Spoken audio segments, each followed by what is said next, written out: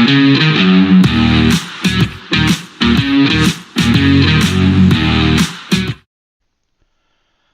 welcome back to the Supercoach Nuff channel. In this video we're going to review round 1 of the 2025 NRL Supercoach season. And I guess when you look at the score, 11:31, normally for a round 1 you'd be absolutely cheering. But as you can see, I didn't even crack the top 80,000, so starting from a long way back this season. Top 54% overall. So we'll have a look at where it all went wrong, where everyone else was smarter than me. But starting at hooker, we didn't do too badly, I thought. Corey Pace with the 56, pretty solid, particularly at his price point. And Sandon Smith as well with the 50 in a well-beaten side. Getting 50 from the 5/8 I think is a pretty decent return. So that was okay, I think. The front row I was okay with, Nafahu White with a 43, it's probably about as good as expected. Corey Horsburgh with the 61 was obviously quite good in his time, and Terrell May with the 78 was fantastic. So obviously we've got Tino on the bench. He'll come in this week, so maybe having all that cash on the bench this week with 2 Titans players on the bye may have factored in somewhat. Our second row was solid without being spectacular, I suppose. Barnett with 55 was okay. Same with Hetherington. Obviously, at the value, Hetherington was a lot better. Tom Gilbert was quite good, though, with 64. So, Tuolangi on the bench. Obviously, we picked the wrong bench player. 27 for him in what was a well-beaten team there at the Eels. Fini Fuiaki with 48 was looking alright, but unfortunately got a HIA, so he'll also miss this week, which is unfortunate. And Hubner looked pretty good as a cheapie, 45 in that starting lock roll. In the halves is probably where we lost a few points, I suppose. Cleary with 68 was fine, but Duffy with just the 27 and Metcalf with 12. So I know in the other formats these guys did a little bit better. NRL Fantasy, for example, but I guess you don't get things like kick meters. It's all about tries and offloads and those sort of attacking type outputs. So no need to panic, I think, at this stage. Just unfortunate that they were on 2 of the teams that struggled week 1. Our centre wing was pretty good. So RTS and Leotau we talked about last week, but Marzu with an 83. And, potentially could have had a bit more if the Bradman Best was a bit better at passing. The no-look pass was a bit hit and miss.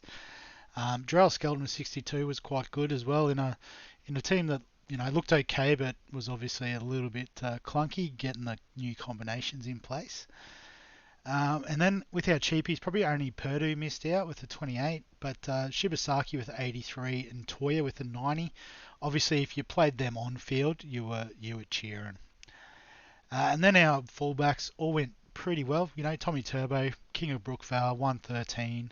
Obviously was the captaincy play this week, but we went with Ponga. And 82 in what was, an underwhelming performance from the Knights. I think, there's very exciting times ahead for KP. And Iongi, I guess a bit of junk time try helped him. Obviously, it helped RTS as well. So my round 1 could have been an absolute disaster. Excuse me. But 69 for him, absolutely will take that.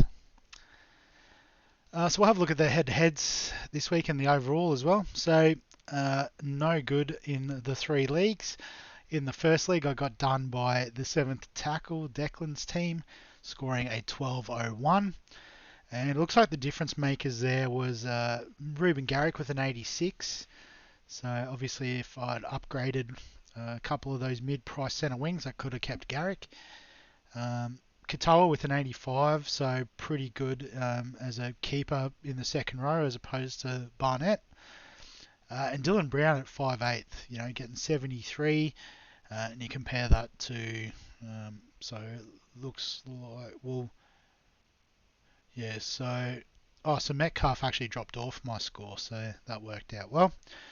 But I guess, I didn't really have a 5/8 scoring, did I? So you compare that to a Pakes or or a white, and it's a bit of a difference maker there. Having a look through the league, so a couple of 1300s. So it looks like Nacho, top scorer, Archer's team with a 1353. So let's have a look at how we got to that. So RTS, Hosking was okay, 57. But it looks like the difference makers, Dylan Lucas, 75 was good, but Tui Pilotu with a 128. Great point of difference in that mid-price centre wing. Obviously on that left edge of the Dragons seems to be where most of their attack is heading. And if he's on the end of it, he's going to score some tries. So that's a great get this week. Captaining Tommy Turbo was obviously a great move as well. But you can see he still had Duffy playing.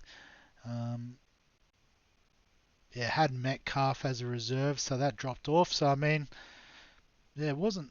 I don't feel like I'm that far off the pace. It was just maybe a few of the differentials went a little bit better this week. Like Tui Pilotu wouldn't be very highly owned. Obviously, Garrick is one I've probably missed out on a bit there, but you can only have so many players in the team. In the second league, so a 1251 for inside out. So Dylan Lucas features here again. Farnworth with 65 was quite good. Captain Tommy Turbo. So obviously the captaincies cost me a few points this week. And Garrick, Cam Munster and Harry Grant. So I guess this is an example of what we talk about. 1251 is a good score this week. But I guess this week I've got Tino and Jaden Campbell coming in. And David's missing Munster and Harry Grant. So, it will flip. Sometimes these head-to-heads are just a case of a bit of luck needs to go your way.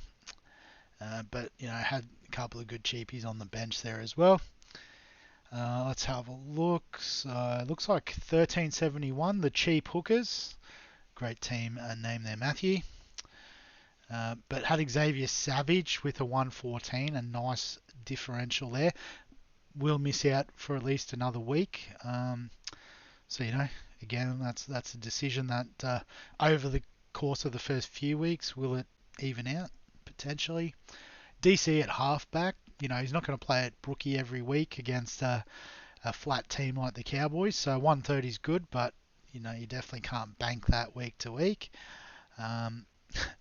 Captain Turbo. So obviously I've missed a trick there, not Captain Tommy Turbo at Brookvale. Lesson learnt. But some great results there. Munster as well. So great start there, Matthew. Not trying to talk anyone down that has these great starts, but I guess more so for the people like myself, feeling a bit hard done by your 11:31. Just know that it's a long game. It's a marathon. Definitely not a sprint. And then in the third league, so Bob Cobb got me by 2. I saw before updates I was ahead by 1. I was hoping I'd get the win over Terry, but updates have done me in. So it looks like, Tommy Turbo and the VCs didn't captain. So I had Captain Ponga as well. Probably why we're both on 1100 champ, but unlucky. But Munster was probably the difference there with these 99 yesterday, and could have had more if Paps had fed him the try that I saw the highlight of that he clearly should have passed. In this third league, let's see, so the Serena Sinners, so Year of the Eagles, Johnny with a monster 1461, holy wow. Let's have a look at this team. So Jesse Arthurs with a 94, nice. Asako with a 96, nice. Olaquatu with a ton, Paps with a 131. So some nice point of difference options there. Captain Turbo. So hit all the right buttons this week. Obviously, if you can cover Paps this week, I think, that squad is looking pretty good. So we've got at least 300 points to make up across the season. Well done, Johnny. Alright, I guess we'll look at the overall as well, see if anyone topped the 1461. 71 out of 80, that's disgusting. So it looks like Johnny's not in the overall, so the cheap hooker's #1 in the overall league, so well done, Matthew. guess a couple of the regulars there, Shoaib and Shane, I'll give them a little shout out since they're long-term uh, committed to the channel. So let's have a look at Shoaib's team. So Rob Toyer playing was a nice move. Ola Kuatu, yep, lovely, turning up week 1. So yeah, nice, just solid scores all round. What about Shano? What's he done? So yeah, captain and turbo. I'm a clown. What do I know about Supercoach? Jesse Arthur's nice pod. So yeah, I guess if you had like Toya and Arthur's and a couple of these other guys, Munster, Olaquatu, you've cracked it this week. So well done. We'll just have a look at anyone else that we've played all around this week. So it is sorted by points. So Paps was actually top scorer. Cherry Evans, Tuipulotu. So we've seen these guys all feature in teams. Clint Gutherson with a 113. Massive considering, the Bulldogs had them pretty well covered. I think there was a couple of try assists and stuff in there. But how does he get to 113? That's unreal. There we go. Fantasy stats. Excuse me. So 3 try assists in the end. He must have been an assistant for all the tries. A line break, 4 line break assists, 22 runs, which is what you expect. So just collected a heap. I don't know how he collected so many attacking stats. The Bulldogs look quite good in defence. Saab 100, Reynolds 100, Payne Haas. I guess great job if you started with him. He looks like a different beast this season.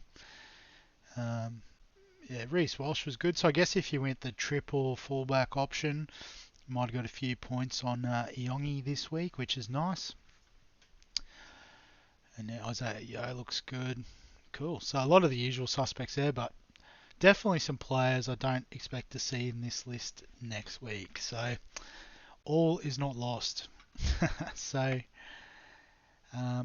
let's have a look at who got the top this week. 1591. That's a monster first week.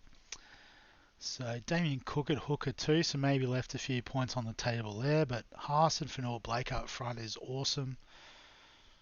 Olaquatu and Katoa. So this is very guns and rookies, just having a bit of a look through. Cherry Evans and Munster, probably the top 2 picks in the halves this week. Nailed both of them.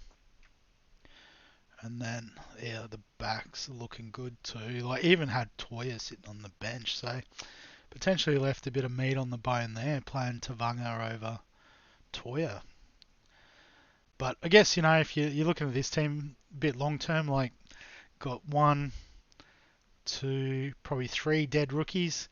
So that cash gen long term isn't going to be the best. I don't mind Stewart, actually. He looked really good. So he might be a potential downgrade next week, I think. I'm probably not going to do that this week. I'll have another look. But that might solve this problem of all the cash stuck up front here. Which sort of, I guess, goes in line with initial thoughts on trades. Honestly, this week, I'm going to probably not trade. Like, you could look at Tuolangi, 27 was a bit poor. Tom Duffy, Metcalf. And, there's definitely some players looking to rage, trade them out. Purdue as well, we could throw in that category. Leia Tower. But I guess, if you look at the commonalities there with those players, they're on teams that got ambushed this week, let's be honest. But you look at New Zealand this week, they'll be over in New Zealand. So, they'll look to bounce back, albeit against a pretty good looking Manly side. Then the Cowboys back at home as well. And copy and paste for Parramatta. So I don't think everything is lost. And if anything, if you are trading these guys out and then they do come up the goods this week at home, you could find yourself wanting to get them back in because they might not jump up in price straight away, but in the longer term, they'll definitely generate that cash. So basically, looking through my team, the only players that you could sort of say were a bit disappointing were those ones in those 3 teams, and we predict they will bounce back. So In terms of what the team will look like this week, actually that was the wrong way around. I want Horsburgh as a reserve, but the two big boys, it probably depends on timing. Like the Gold Coast play in the last game, so Tino probably will end up back on the bench. So I'll just switch them back. But these guys are fine in the middle. Do we give Tuolungi another chance? It is against the Tigers, who didn't look overly impressive against the Knights. So, and probably will give him a second crack at it at the moment. Duffy we might just sit him out this week. We'll play Campbell, but we'll give Metcalf another chance, I think. It'll be one of these guys anyway. And then that's our four reserves. Yep, the fullbacks. The centre wings are fine. Like, I'm happy to keep Leia Tower in over these guys. Obviously, points would have been nice, but some nice cash going to be made there, which is what we want them for, if we're being realistic. Yeah, so I mean, there's not a lot of changes. I guess we'll talk captain, vice captain later in the week, but I guess we know the three main guys in the conversation, so we'll have a look what happens throughout the week. We will come back on Thursday, look at the trades, who's in, who's out. As I said, I'm not really thinking of doing any trades, but in saying that, never say never. So we'll wrap the video up there. As always, if you've got any questions, comments or thoughts, feel free to add them below this video. Give us a like if you enjoy the Supercoach content. Subscribe for all the fantasy sports content on the channel. And other than that, we'll catch you in the next one.